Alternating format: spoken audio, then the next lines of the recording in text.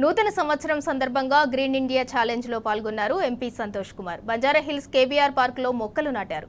పచ్చదనం, ఆరోగ్యకరమైన వాతావరణం కోసం ప్రతి ఒక్కరూ తమ పుట్టినరోజుతో పాటు వివిధ సందర్భాల్లో మొక్కలు నాటాలని పిలుపునిచ్చారు.